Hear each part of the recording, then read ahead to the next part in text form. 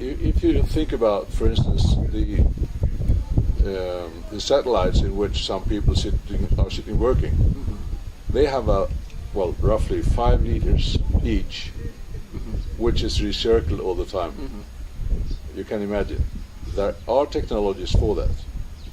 And I would say that water shortage in the world, it's very rare actually. Some people just happen to live in the wrong place. There will always be a possibility to accumulate water when there is water. Let's say, for instance, Egypt as an example. 95% of the people in Egypt, they live on 5% of the area. Why is that? The reason is that the Nile is going from south to north. And, you can't do it, but say, as long as the Nile still runs out into the Mediterranean Sea, we have not succeeded. You should actually be able to grow all the wheat that is needed in the whole African continent in Egypt if you use the water from the Nile. No problem. So the more important thing is to find possibilities to accumulate water when there is water. I think that's one of the main points actually, like they have done in India since thousands of years. They have a long tradition and they store water in all different places they can find, and that works. There's a big push in London where I live for people to have their own containers to collect rainwater. Do you think that it seems so simple in a way, but do you think this is that a very important part of how to manage water resources, to collect it when it falls and to look after it? Definitely, because in some processes, in household and in other situations, you don't need absolutely drinkable water. Rainwater could very well be good enough. I mean, for flushing toilets, for instance, if that's a thing, to many things. And and also, all waters can be cleaned, can be purified. But as long as there isn't any salt in the water, it's easier. Only particles and other stuff could be, cleaned out. So I think it's a good idea, actually.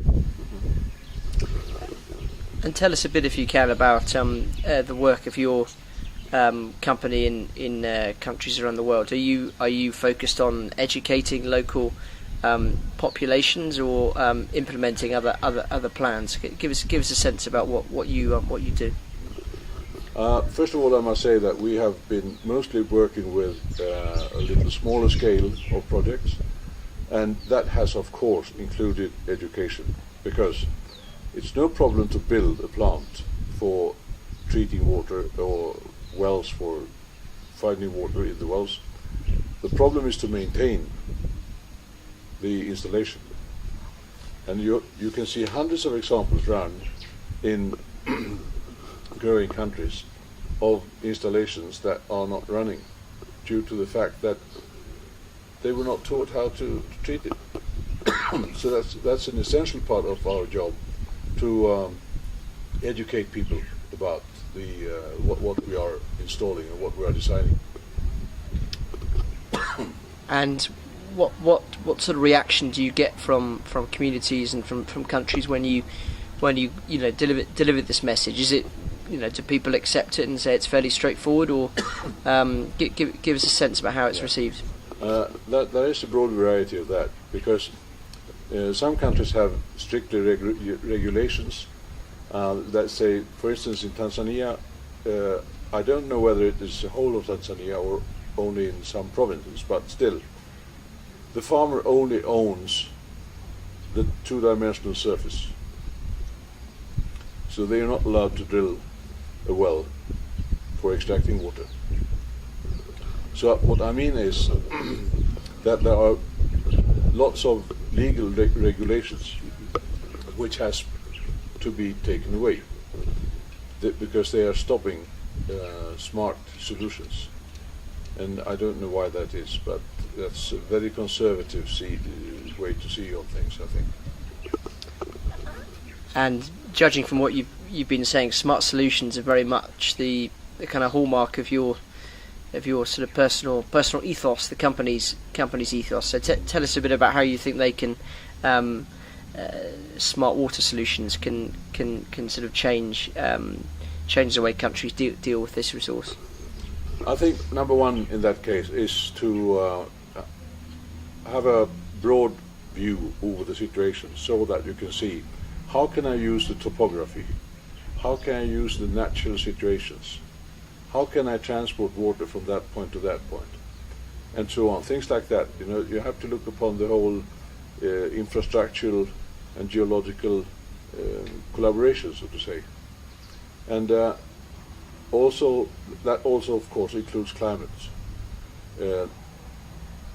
Not only the climate change, but also the climate itself.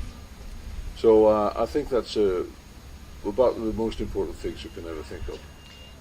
In terms of the way we deal with these environmental issues, which sometimes can seem insurmountable, what are your thoughts on the sort of balance between teaching people how to manage situations and using and utilising the undoubted array of technology that we have at our disposal to maybe accelerate those changes? Well, we have a proverb guiding all what we do in our company, and it's quite simple actually. And I say it. It says, "Do not try to overmaster nature by means of technology, but with a deeper knowledge of geology, adapt the engineering to nature." Which means that you have to inform people about what is natural and what is not natural. I mean, if you go back to what happened a year and a half ago when the nuclear power plant in Japan collapsed, that could have been foreseen. Why did they build that in that place? That was known. So that's the same with water projects. It could be foreseen how things will develop. And don't try to force the nature. The nature will always win.